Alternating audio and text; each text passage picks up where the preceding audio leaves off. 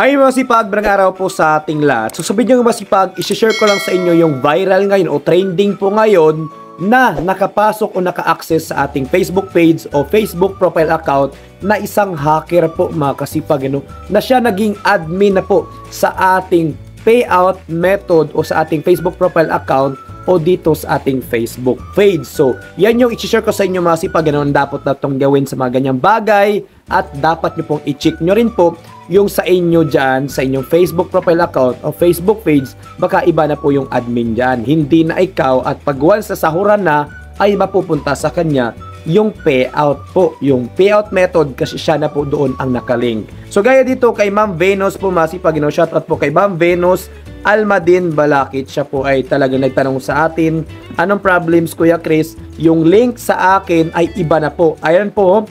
So, check nyo po yung link nyo dyan, sa inyong Facebook page, Facebook profile. Baka iba na po ang admin dyan. Iba na po yung link, ang nakalagay, payout na. So, about na ito sa inyong kinita na doon na po papasok. Sila na po yung nakapag-access. So, LB Marketing Page Link now ang nangyari.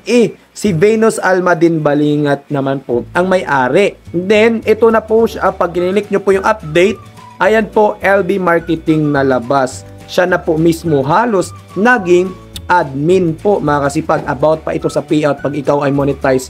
Naku po, kawawa naman tayo. Tayo yung naghirap, gumawa ng content, nag-live po mga kasipag, nag-edit, nagpuyat. Ayun, so nag-iisip ng kung iba vlog.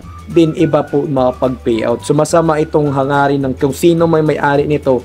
Mga kasipag, i-report nyo na, i-block nyo na, i-remove nyo po doon sa inyong payout account admin kung siya po ay nandun, lalo na po yung link na yan, i-report nyo po yung link na yan, screenshot nyo, kunin yung link, i-concern nyo po doon kay Meta Support, kasi siya lang naman po ay talagang makapag-action nito, makapag-alis nito po masipag at mabibigyan po nila dito ng talagang penalty o ito po ibaban nila, ibablock o kung sino man ito matitrace to ng mga sipag, kasi may kaso rin ito mga sipag, halos lahat, napakadaming mga content creator na kanyang pinag-accessan dito sa payout method, siya na mismo naging admin. So screenshot nyo yan, kunin yung link kung kayo po ay verified blue badge dyan po mga sipag, ayan na nga, i-share nyo po doon kay Meta Support. At ang laking kinakatanungan at laging malaking questionable dahil si Ma'am Balingit, ayan po, Balangkit, siya po ay talagang Meta verified,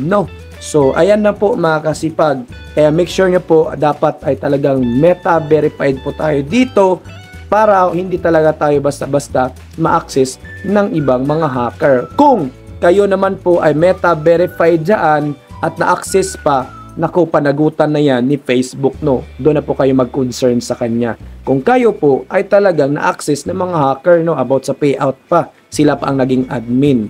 So yan mga kasipag, make sure nyo po na check nyo po yung inyong payout dyan, account admin, baka iba na po nakalagay dyan, or dito sa inyong link, baka iba ng admin sa inyong Facebook profile account, Facebook page. So try natin, punta tayo sa aking Facebook, yan. So dito sa aking Facebook, click natin to profile, then click po natin yung tatlong tuldok sa may gilid, sa may gitna.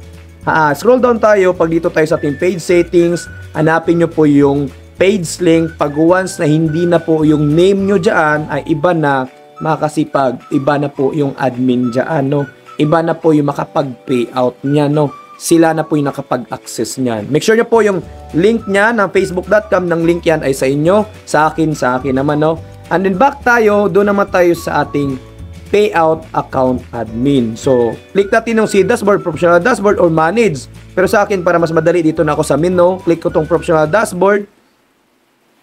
And then, scroll down. Ayan, click nyo yung payout tools.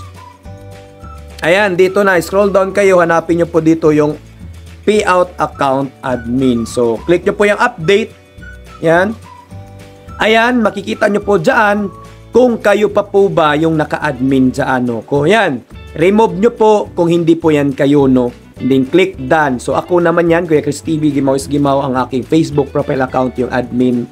Ayan, check nyo po dyan yung update admins. Kung kayo po, pag hindi kayo dyan, remove nyo na po yan, Pag once na kinilik nyo po yan, Kung iba yung tao na yon, yung page na yon, o yung profile na yon, yung admin na yon, iba na yon, hindi yan sa inyo, sila yung nakapag-access, yan na nga, i-report nyo na yan, no? So, kung kayo po ay talagang monetize or kayo po ay talagang verified din kay Facebook, ayan po mga sipag, pwede nyo pong i-report, screenshot nyo po. Kasi mahirap yan, monetize tayo, no?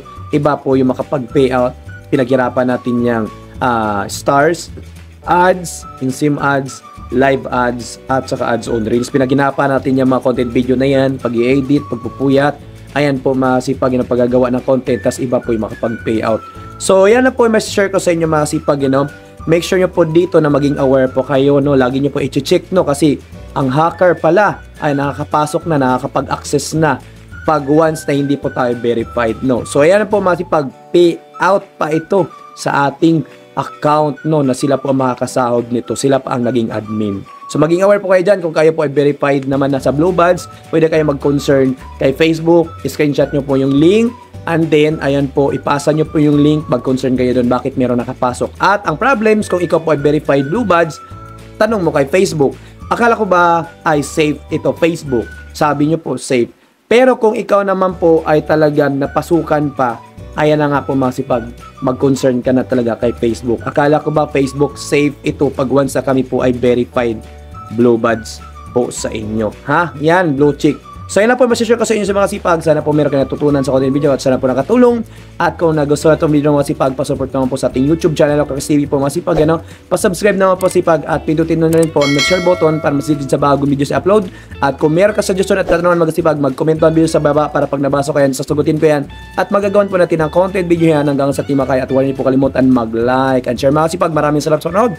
Have a nice day and God bless all.